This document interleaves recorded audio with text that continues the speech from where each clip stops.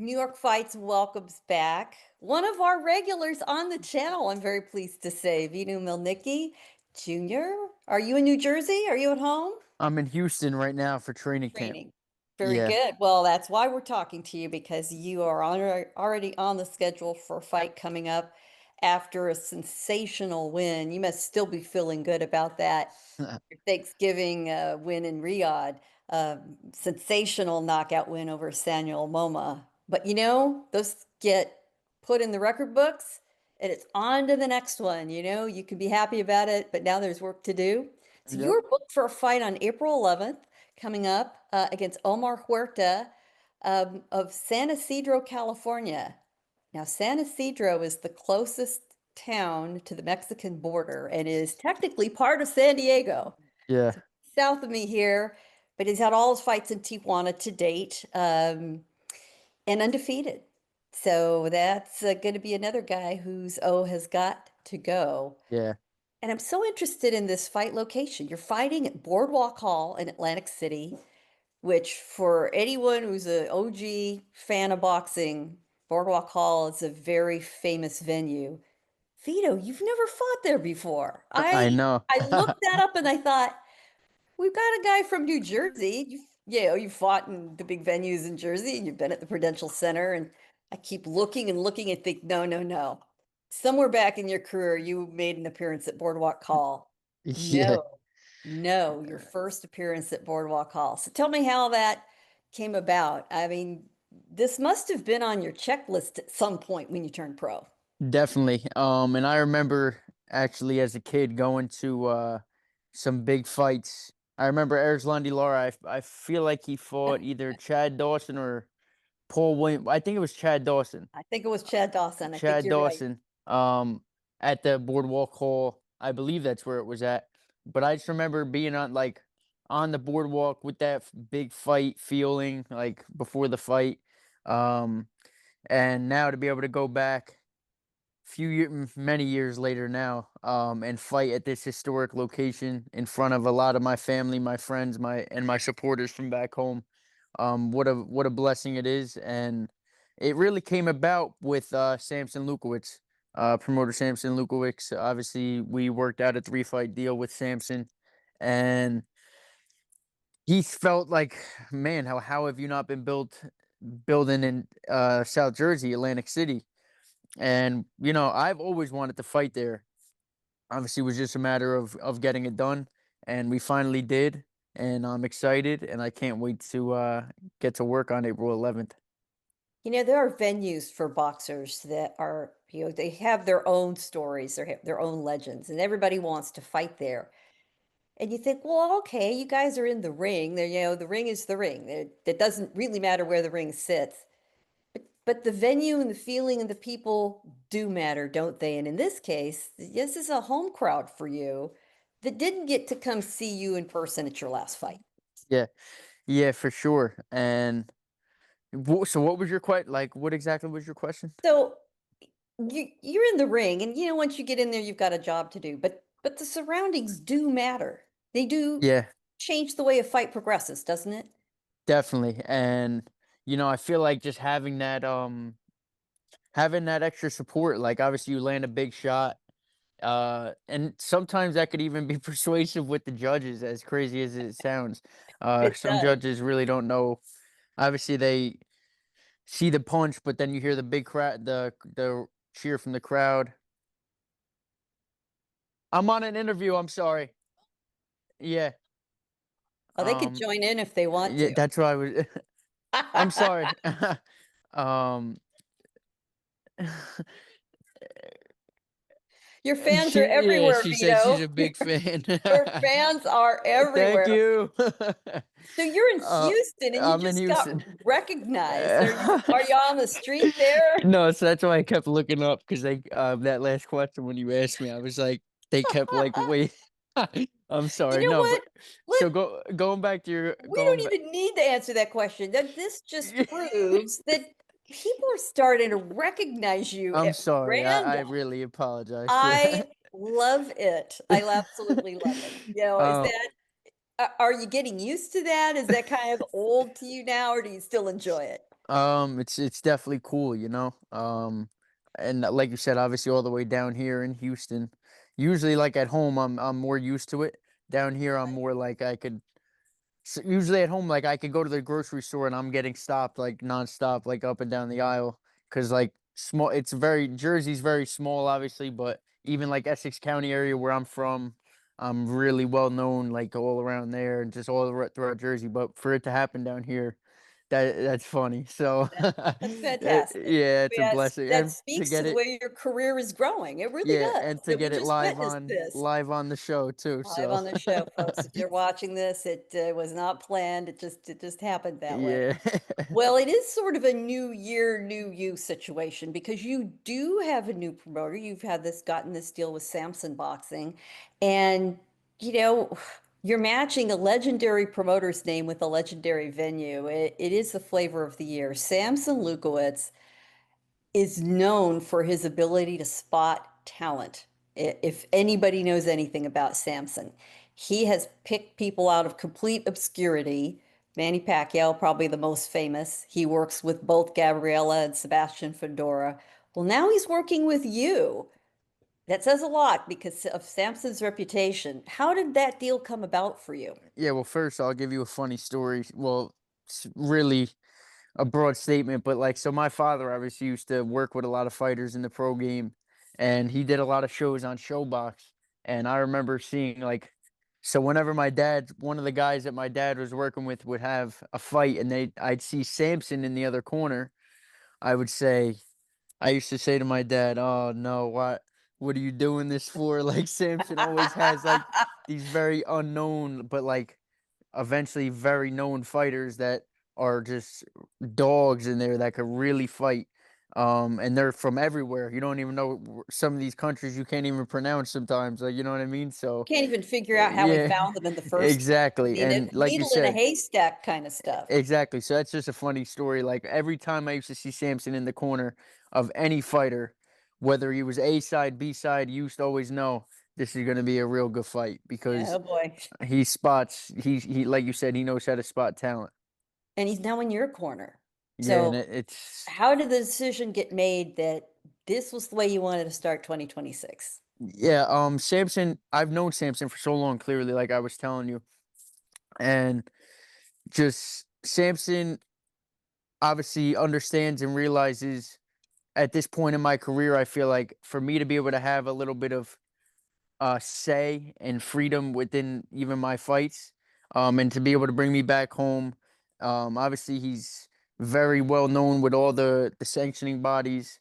Knows how to place his guys in the right situations, the right scenarios, and but me and him have known each other for a while, and it was basically just a full circle moment when we finally like came together. Because I remember at all the PBC fights, we used to go out with Samson and just out to eat and just to finally, get this done and be with who I look at as probably maybe the most unknown fighter to like the normal person, unknown promoter to like the normal person.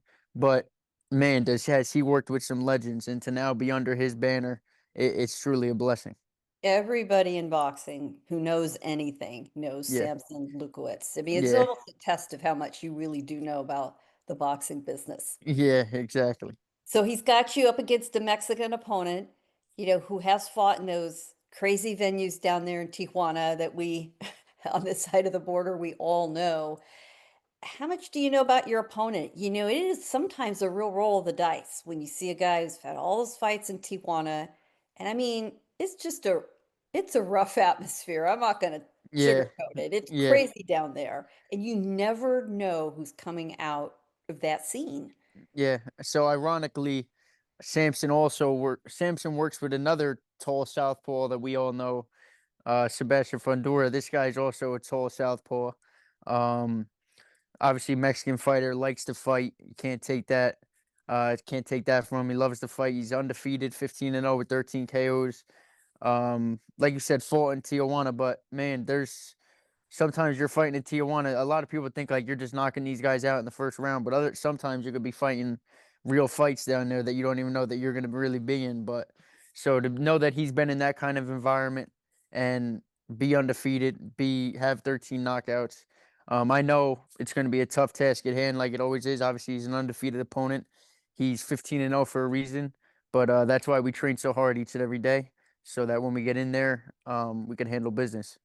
Well, you had a similar fight in November. You had a guy who, was you knew was going to come at you, had a great Yeah, record. You took care of this is business. actually my fourth undefeated opponent. I think straight, Or yeah, four straight undefeated opponents. So it's man, it's very cool, to be able ni- to go in nice there to and be showcase my hanging talent. somebody's first loss on them, Yeah, for right? sure, definitely, definitely. And a spectacular knockout. I mean, preparing for this interview, I reminded myself to go back and look at it.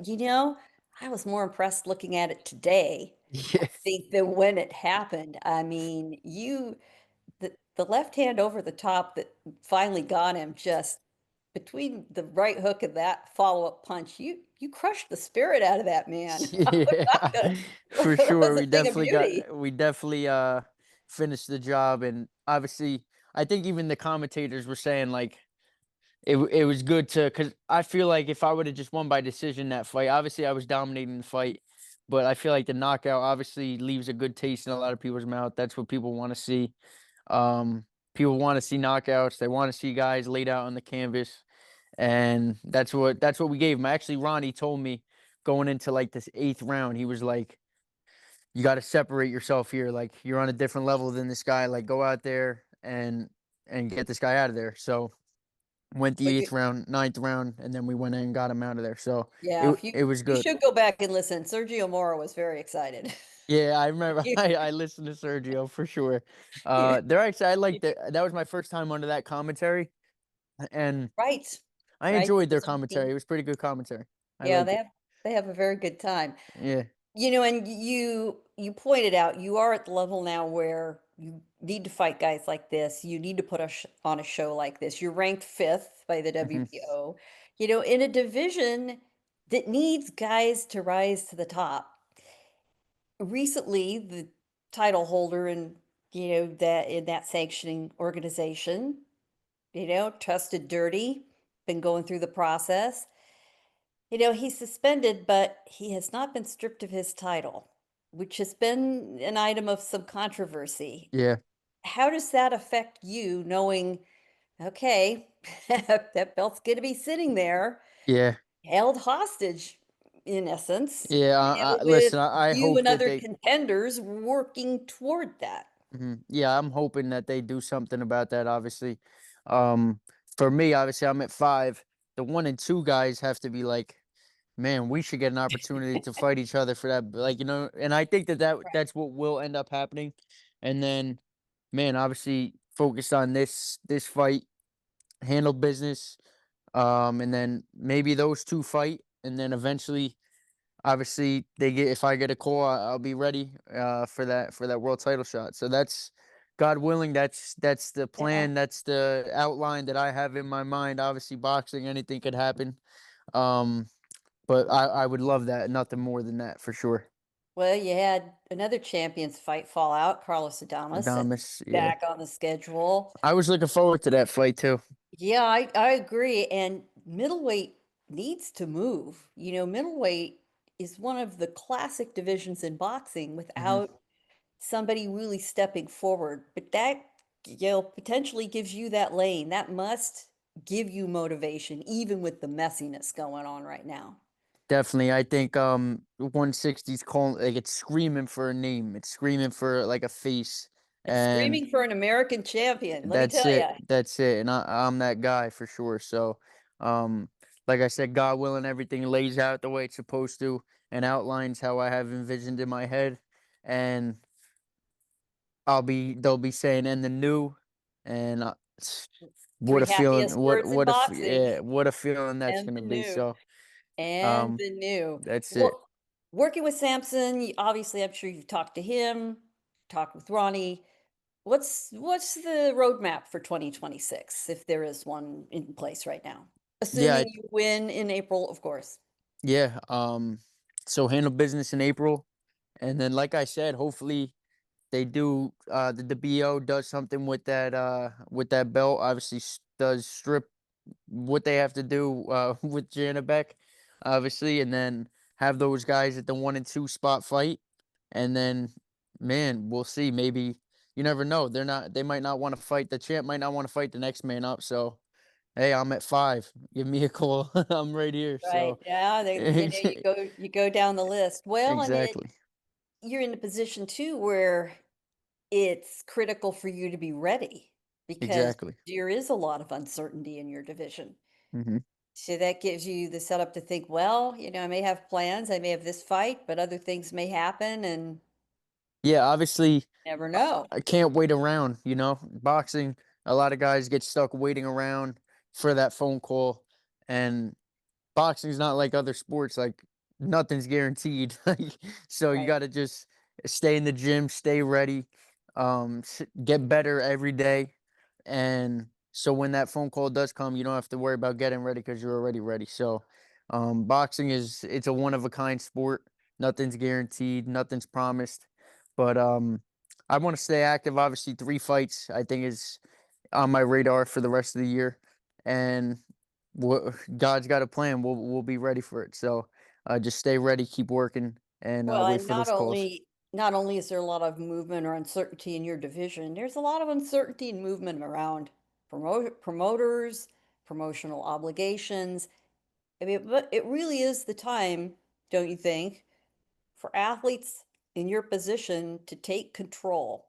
I mean, Yeah, that was a theme we actually saw in the Olympics. Athletes who took control of their careers flourished, did yeah, great. They knew what they wanted and they got it. yeah, It sounds like you've decided to start 2026 with that same mindset. yeah. Definitely. I think that was another big reason as to why Samson was the right move for us. Like I said before, like having more say with your career, having more of a voice with what's next and what's to come and the path that you want to take. I think a lot of athletes, not just fighters in general, are doing that. And I want to be one of those guys that really takes control of their career. Obviously, I have the backing of my father, who also has a vision within the sport, has experience within the sport, knowledge, and to have that guys like Ronnie Shields, I mean, all historic Hall of Fame type guys, and to be able to have a voice and have a say in my career is definitely something I've wanted, and to have that now in 2026, um, I think it's sky's the limit for sure. You definitely have a Hall of Fame team around you. Definitely for sure. And Yeah. I've had the honor of working with so many from Al Heyman to Bob Arum to Samson to trainers like obviously Ronnie, the Joe Goosens. I've worked with a lot of great talent and Hall of Fame type people, and I feel like that's really helped get me to where I'm at now. And all the experiences that I've had throughout the years have definitely like paved my way to obviously today where I'm at. Well, we're going to start seeing the results coming up on April 11th, Boardwalk Hall. Final question, how many people are hitting you up for tickets? Back We got home. That's the only bad thing about a home fight. It's like, yeah, so "Hey, Vito, can you hook me up with some tickets?" yeah, and a lot of people want obviously their comp tickets and that kind of stuff, but it's tough. Come on, people. Yeah, it's tough. Pay some money. Get your Yeah, butt no, in a but seat. we That's the got least the man deserves. it's going to be a sold out event, so I'm excited. I know a lot of people from my area that love to go down to Atlantic City and gamble, have a good time, but nonetheless, they're going to be coming down there to support me, and it means the world to me. And if anybody who's watching, I appreciate everybody who comes out to support me, shows love to my career, my journey. It means a lot to me, and I'm going to keep putting on a show for you guys. And you guys are who I do this for, so I'm going to keep pushing. So, folks, if you have any thought at all about heading out to Atlantic City that weekend, April 11th, I know we're talking to you here in March, but they better not wait around because it is going to sell out. It's going to sell out for sure. Well, I'm sure we'll talk to you again later in 2026. We'll be watching with great interest. It looks like good things are ahead for you now that you're taking charge. So, Vito, best of luck to you against Thank you. that tough Mexican who's going to be standing across from you. Thank you so much. And we'll talk to you again soon. Can't wait. Thank you so much.